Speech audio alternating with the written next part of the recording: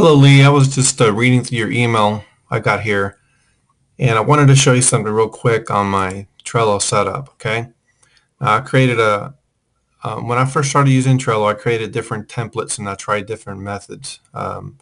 Here's that Command Central mode that I'm using now. I'm running, I think, about 16 projects at the moment, but as you can see, I don't have 16 boards. I just have one board. Now, this is what worked for me.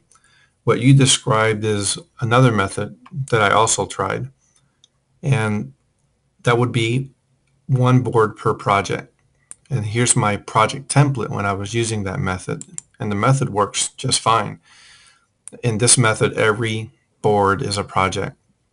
Now, this will be different for everybody's setup, but I have different phases. I have order, acceptance, controls, engineering, assembly, installation, and closing the project. Each card is the individual task within that phase. And then, of course, you have your individual subtasks to complete this part of the project phase. So as you check mark, you know that you'll get a percent complete. If you click away, you'll clearly see that you have 2 out of 7 there. Okay. Um, the reason this worked, but what I wanted to try to do is create it where I didn't have to go on this menu and jump between different projects individually. Nothing wrong with that method, but for me as a visual person, it's just it worked, but I wanted to find something a little different. So this is definitely one way to do it. And if you create a template, you can copy this template when you start a new project, so you don't have to re-enter all these things. Works out pretty well.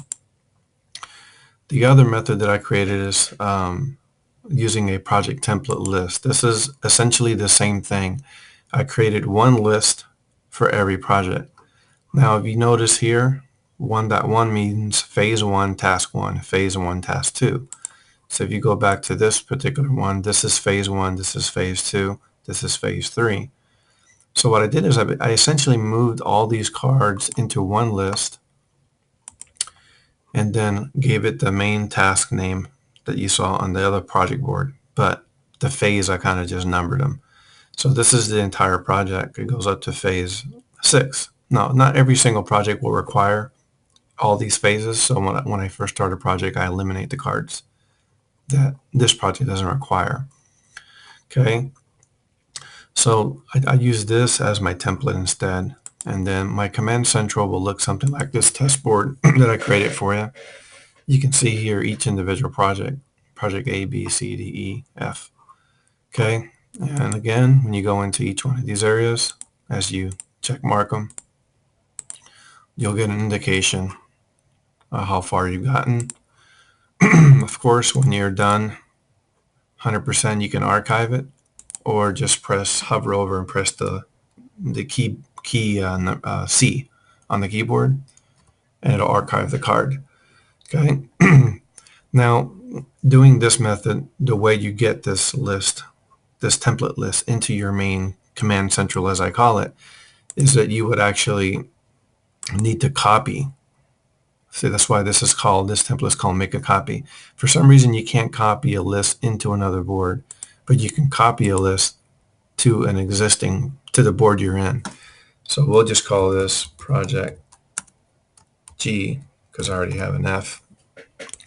And what happens is after I copy this list and give it the project name, then I can go ahead and move it to another board. It's something that Trello is working on and fixing, but right now this is the way to do it.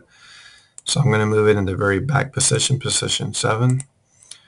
So again, my template here always maintains this one list, but I use it to copy that list to the project board, which you can see here. Now we have project G.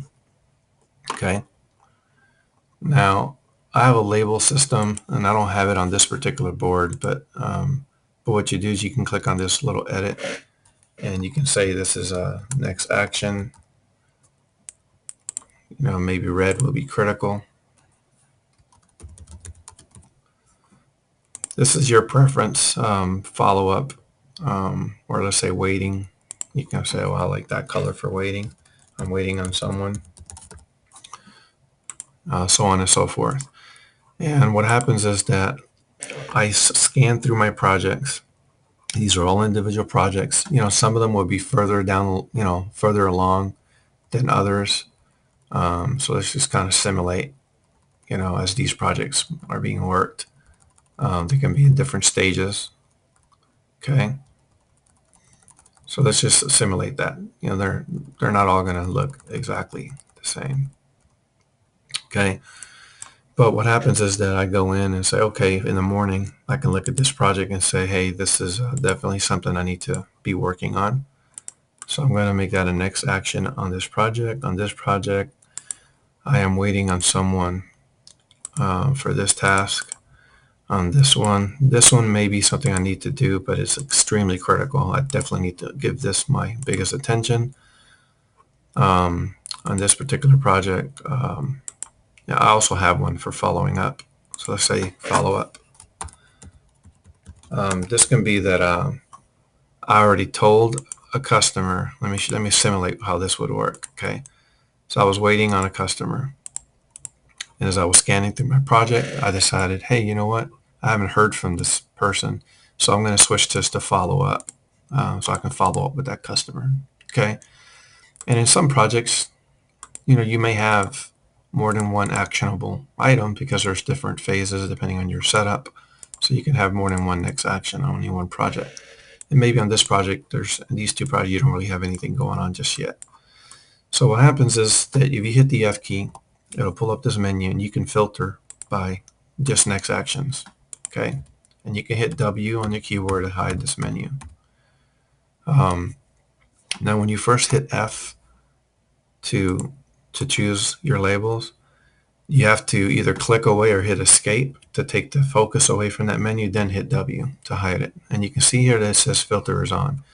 You can hit this X to remove the filter or hit X on your keyboard and you're back to normal. So let's say we want to look at just critical and next. Okay. So this is what I do. I go, okay, well, this project is critical. I want to work on this one first. These are my next actions. I think this one's a little higher priority than that one. So you basically order them in the way you want. Of course, if you remove the filter, all the projects are still there. Hit F again. But what this does, it gives me the ability to focus what I'm going to be working on for that day. So let's say that I take care of this critical task. I write comments, what have you. Again, press C to archive that. And now I'm moving on to my next task. And if you want, you can even move this over. These are my next actions, right? Now, we know realistically you're not going to necessarily always finish the next action in that day. But what happens is when you're done, or you're ready to scan your list again, you can decide, you're going to have more actionable items. Or you can decide that a certain part of your day, I'm going to go ahead and focus on my follow-up actions. So this is a way where you can clearly see what you need to be working on. You may or may not want to reorder the follow-up action. Maybe you just wanted to, isolate it. But this really comes in handy whenever you have multiple next actions or criticals. Okay, so this is how I do it. Again, let's hit X. So I see all my projects on one board. I also have one list just called actions, and that's where all my single next actions are that don't belong to a project. It may be like a report to the boss. Okay. So this is an example of Command Central method. The other method, the one that you're looking at probably implementing, is one board per project, which works fine. But again, what I found is that I had to dive into a lot of, can you imagine having 16 of these boards and jumping in and out of them? I just found this to be a better method for me. Now, I do have Trello Gold, so I can actually do custom searches. So even if I had multiple boards, I can still identify all the next actions across all boards. But it shows it in this method instead, and you can open it here to see it in like in a list view. But you can't reorder them, and that's one thing I didn't like. So I tried a lot of different things, but in the end, I decided that the Command Central method, this method, was the best for me. So I just want to kind of show you that and show you some of these shortcuts. Again, F to filter, X to remove the filter on the keyboard. You hold, C to archive something. And if you click on this little icon here, it's like a short quick menu. You can go to your labels or archive from there as well. So it's actually pretty neat. And also when you filter and hit F on the keyboard, you can filter by label, by people you have assigned, or by things like due in the next day, next week. So it gives you a few options. So I hope that kind of helped a little bit to see what I meant by Command Central, and also to give you an example of one board per project, which works as well. Okay, it just depends on your preference. I found that bouncing between all these boards, I was missing items, or I just got tired of bouncing in and out of the boards. So I just created one area where I can see everything visibly in one screen. So with that, I just wanted to share that with you. I hope this helps, man. Take care.